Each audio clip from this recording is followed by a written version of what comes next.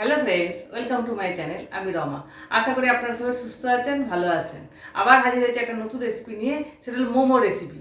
কীভাবে বানাবো দেখাবো। কিন্তু এই মোমোটা হচ্ছে কোনো বেলার ঝামেলা নেই, চট জলদি তাড়াতাড়ি হয়ে যায় এবং নতুনত্ব একটা শেপও পাওয়া যায়। কীভাবে বানাবো দেখাবো, চলুন আমার রান্নাঘরে যাই। নুন আর এই মিষ্টি সামান্য একটু চিনি দিয়ে যেমন লুচি মাখার ময়দা মাখি ওইভাবে ময়দাটাকে মেখে নেব। অল্প গরম জলের মধ্যে সোয়াবিনগুলোকে কিছুক্ষণের জন্য ভিজাতে দেবো। এই যে ময়দাটাকে মেখে এখানে ছোট ছোট লেচি করে নিয়েছি আমি। আর এবার আসছি পুরের পালায়, যে পুরটা দেবো আমি সোয়াবিনটা এখনও একটু হালকা গরম আছে। এই যে নরম হয়ে গেছে পুরো, দেখতে পাচ্ছেন এই যে নরম হয়ে গেছে, হাতে করে পুরো ছিঁড়লে ছেড়ে যাচ্ছে। এই অবস্থায় এরকম ছিঁড়ে এগুলোকে আমি একটা পাত্রে রেখে দেবো। এটা পুরো চিকেন মোমোর মতো খেতে লাগে।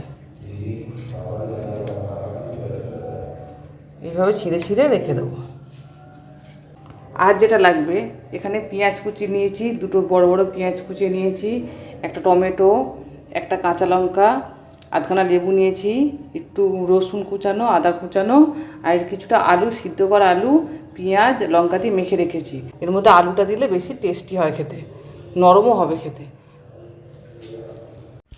এই যে কড়া বসিয়েছি পুরটার জন্যে, এর মধ্যে তেল দিয়ে দেবো, একটু সাদা তেল। তেলের মধ্যে একটু জিরে দিয়ে দেবো। জিরে ফোড়নটা দেওয়ার পরে এই পেঁয়াজগুলো এর মধ্যে দিয়ে দেবো।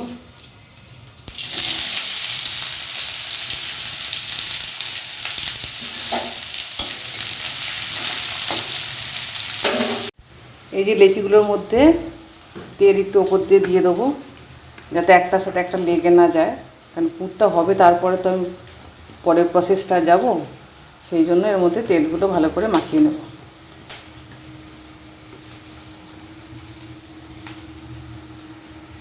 এদিকে পেঁয়াজটা ব্রাউন কালার হয়ে গেছে। এবার এর মধ্যে আমি আদা রসুন কুচানোটা দিয়ে দেবো, লঙ্কা কুচানোটা দিয়ে দেবো, একটু নাড়াচাড়া করে তারপরে টমেটো কুচানোগুলো দিয়ে দেবো। এই যে এগুলো ভাজা মতো হয়ে গেছে। এবার আমি এই যে সোয়াবিনটাকে যে ছিঁড়ে রেখেছি, ছোটো ছোটো টুকরো করে রেখেছি, এইটাকে এবার এর মধ্যে দিয়ে দেবো।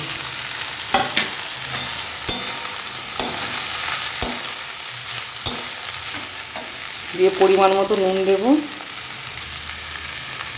এটা দারুণ টেস্টি পুরটা হয়, ভীষণ টেস্টি হয়। কাঁচা লঙ্কা দিয়েছি, কিন্তু পরিমাণ মতো আর একটু গুঁড়ো লঙ্কা দেবো, আর একটু খেতে ভালো লাগে। একটু গুঁড়ো লঙ্কা,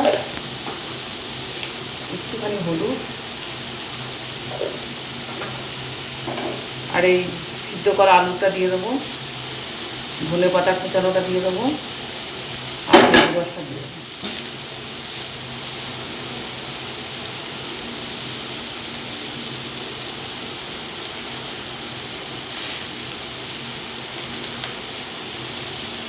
এবার একটু ভালো করে নাড়াচাড়া করলেই দুধটা রেডি হয়ে যাবে।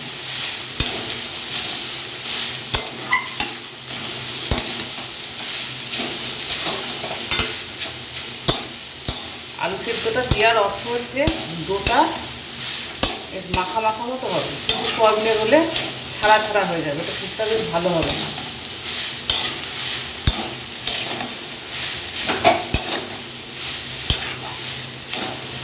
একটা সুন্দর গন্ধও বেরাচ্ছে। এবার দুধটা রেডি হয়ে গেছে। এবার পরের প্রসেসের জন্য যাবে।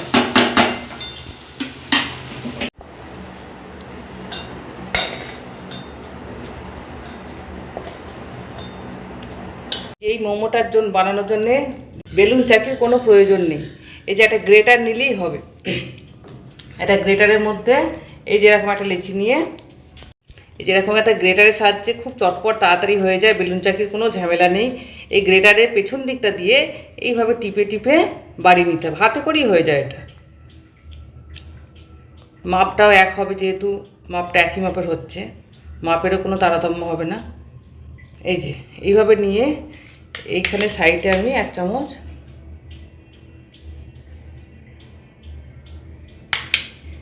পুরটা দিয়ে এইটাকে এইভাবে ধরে এইভাবে ঠিক উঠিয়ে নিয়ে লক করে দিতে হবে।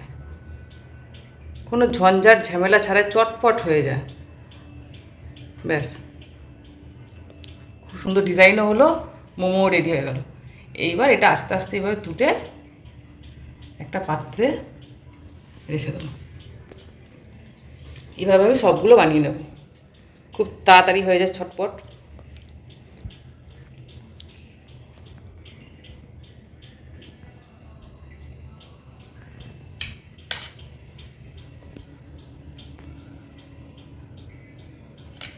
আবার এইভাবে এটা তুলে নিয়ে লক করে দেবো।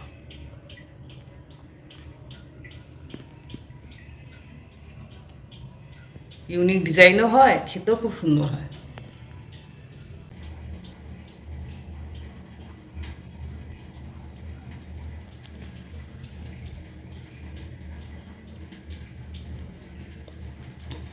এই লবগুলো একটু ভালো করে টিপতে হবে যাতে সিদ্ধ হওয়ার সময় বেরিয়ে না যায়।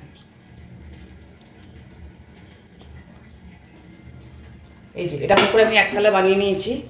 এবার এখানে আমি জল বসিয়েছি, জলটা ফুট ধরেছে হাঁড়ির মধ্যে। এবার জলটার মধ্যে এরকম একটা ছাঁকনিওয়ালা পাত্র নিয়েছি, এর মধ্যে একে একে আমি এগুলো সাজিয়ে দেবো। এটা হতে হতে বাকিগুলো আমি বানিয়ে নেব।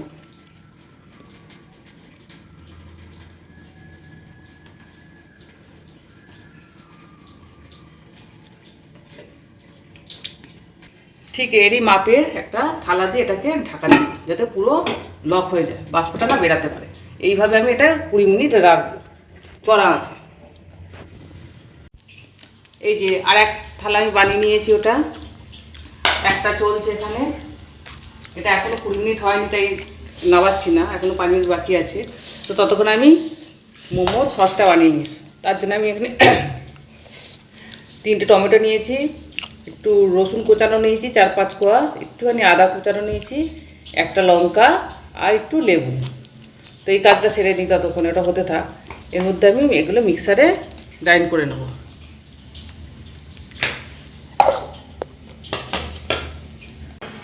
সসটাকে এবার আমি বানিয়ে নিচ্ছি।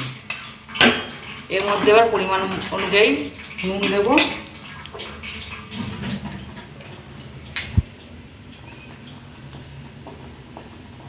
একটু চিনি দেবো সামান্য, আর একটু লঙ্কার গুঁড়ো দেবো যাতে ঝালটা ভালো রকম হয়, এবার কালারটাও লাল লাল আসে। লেবুটা এখন দেবো না, লেবুটা আর একটু সসটা হয়ে যায়, তারপরে লেবুটা দেবো।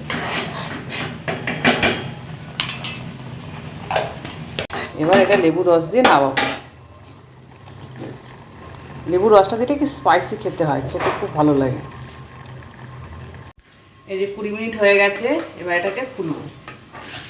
স্টিমার ছাড়া ঘরের মধ্যে এত সুন্দর যে মোমো হয়। এই যে ওপরটা ভীষণ গরম, ওপরটা চকচক করছে, মানে এটা হয়ে গেছে। এটাকে এবার আমি নামাবো। এই যে প্রত্যেকটা থেকে প্রত্যেকটা খুলে যাচ্ছে, এই যে দেখতে পাচ্ছেন। এই পর্যায়ে এটাকে নামিয়ে দিতে হবে। গ্যাসটা আমি অফ করলাম না, কারণ পরেরটাতেও আমাকে বানাতে হবে।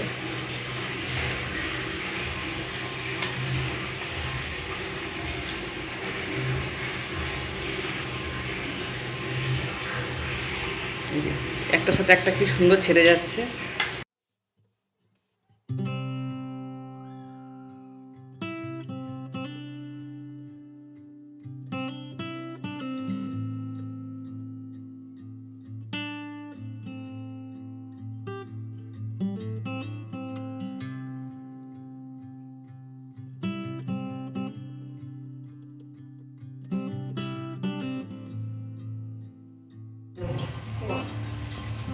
এই যে এক বাটি নামালাম, আবার গ্যাসটা বাড়িয়ে দিয়ে আর এক বাটি বানিয়েছি, যে এটা দিয়ে দিলাম। এটাকেও ঠিক সেমভাবেই 20 মিনিট পরে নামাবো।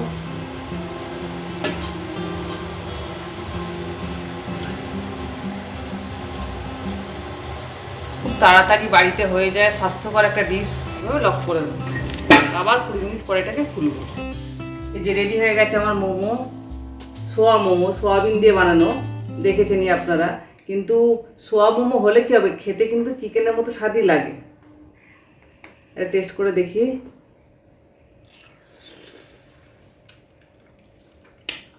ব্যাপক খেতে, দারুণ।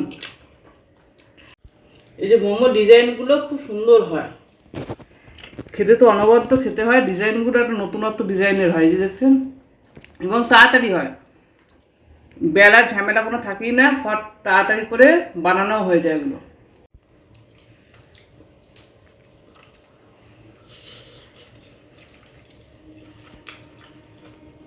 ভেতরে সোয়াবিনের পুর, কিন্তু খেয়ে মনে হচ্ছে চিকেনের পুর।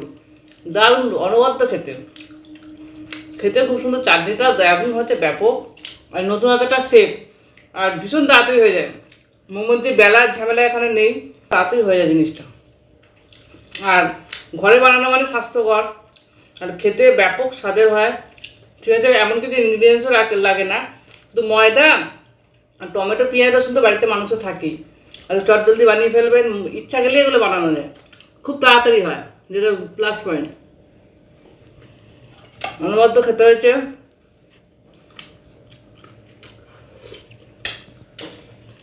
খাই, আসি, টাটা।